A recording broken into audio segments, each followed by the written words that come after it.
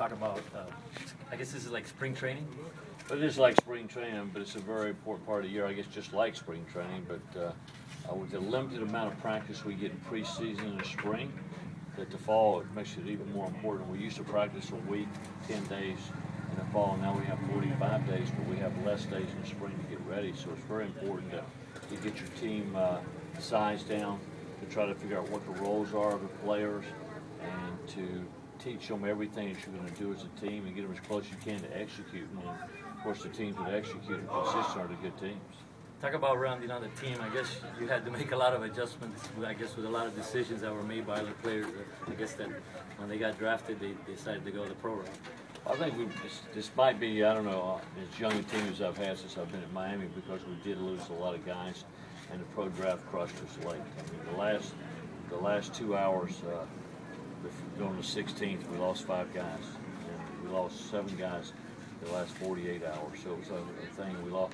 You normally get a couple of those guys, and we didn't get them this year. So at that point in time, you're kind of trying to figure out what we're going to do and where we're going to move guys. And so that's the purpose of fall practice now, is to move some guys around in different positions. We're lucky that last year we were young, so we got most of our position players back. To me, our biggest question mark is just, we don't have experienced starting pitchers back. So we're going to have to decide who those guys are and find the roles for them. When you talk about that process, about starting pitching, like obviously I guess that's always the hardest. Yeah, well, pitching is the name of the game. And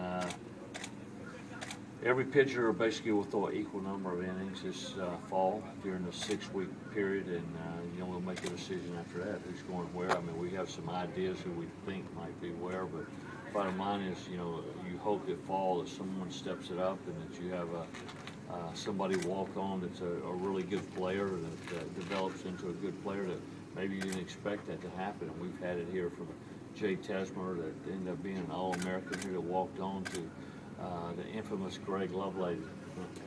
I say he won 2 national championships as our captain. I shouldn't say infamous. He's a great guy. But Greg was a great player for us, and so you got to look at this, and guys end up being good players and get certain roles that maybe you didn't know they were going to. And just as important as pitching, I guess, is that you lost a catcher when you lost basically your best player. Sure. I mean, Yasmani was, in my opinion, the best catcher in the country, and he caught a majority of the innings. So we got David Villasuso back. He's a junior. He's been behind Yaz for a couple of years, so it's his time to step it up. And then we've got a couple freshmen coming in to push in, which I think is important too. That you have guys in line and learning, and those guys got to get better, and you push each other. Jim, you guys have had success from first-year players going into their second year since you've been here. I guess what's the key, and I assume fall ball is the key for that. Wow. I mean, first of all, you just got to have talented players. You got to have guys that can project out as being good players with high ceilings as they go, and then some of them come around faster than others and develop quicker than others. And we got some guys like Nate Melandris now that this guy's got to get it done, along with Harold Martinez and some of these guys that are older guys that have developed through the years. All the freshmen that started last year, those 4 freshmen, they got to be better this year if we're going to be a better team, because we lost some good players, and it's their turn to move it up a notch and get better. And we got a lot of those guys from Zeke to Perez to a lot of guys. Of course, Belias is a senior; he'll be the only senior in the lineup. So the other guys will be a lot of sophomores again. Now we're starting for us as freshmen. Who do you see working at first base and second base? I mean, we haven't started practice, but we have a transfer in named Kate Kruder. That his father was the head coach at USC that I've known for a long, long time, and he actually got fired late this summer, and Kate was on the team last year and had a good year as a freshman. He's 6'5", right-handed hitting first baseman, and there's an NCAA rule that they allow guys under certain circumstances to be able to transfer and not sit out, and that's one of the categories that your father was a coach and he got fired. So he's in here, and we think he probably has as good a chance as anybody at starting at first base for us right now. At second base, I think it's a battle between Michael Broad, who's an infielder, and Zeke DeVos was actually drafted as an infielder out of high school. So somebody's got to step it up. So it's a real deal. With a change with Frankie not here, it makes a difference. And so somebody's got to step in that spot. How about Eric Whaley, coach? Just one of your more experienced pitchers coming back. What would you like to see out of him this fall? Well, he needs to be our ace. I mean, he's our returning top pitcher. Therefore, he needs to be the guy that steps it up. It's an ace, and then we expect him to do it. Now, I don't know who 2, 3, and 4 are going to be. And that's the biggest thing for fall practice. We expect him to be our top guy. How disappointing was the situation with Frankie? It's very disappointing, of course. For him, for every reason.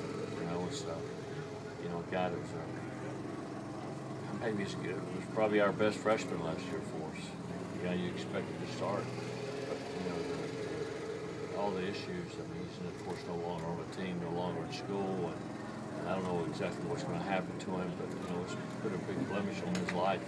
And what's going to do that? That's a big issue. But it's a reflection on everybody.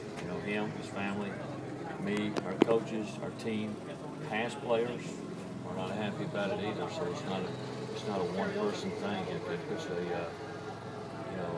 issue out there for everybody.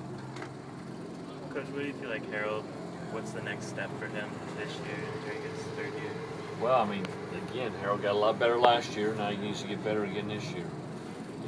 He needs to be a guy who hits the middle of the lineup, knocks a lot of runs in, improves on defense, and goes high in the draft. That's what I would like. That's the kind of guy that's going to carry you to help you, like a Nate Melendres. I think Nate's in that same category right now as a junior. That this is a big year for him. That he's a talented player that should hit somewhere 2, 3 in the lineup for us. So somewhere in the middle of the lineup anyway, and get it done. So some of those guys, it's their time to step it up. I'm looking forward to watching them. I'm looking forward to seeing the sophomores, see how much they prove. They went away and played this summer. Looking forward to seeing the new guys that are here and see how they fit in. And some guys take those challenges and they get better. Some guys take longer to get ready, but some guys come in and they get pretty good pretty quick. They really improve. But maybe the first time in their life they've been challenged as far as am I going to start or am I going to sit? And those guys, some of them turning up a notch. And hopefully we got a couple of those guys.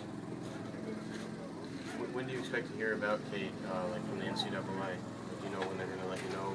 Is there a certain deadline? No. I don't know the rules. I don't know. There's not a deadline. But it's generally been something that's always been approved under these circumstances. Is the starting pitching battle pretty wide open? Does everyone get a shot? Of course, anybody gets a shot at this point right now. We expect Whaley to be in there for one. We expect him to be, and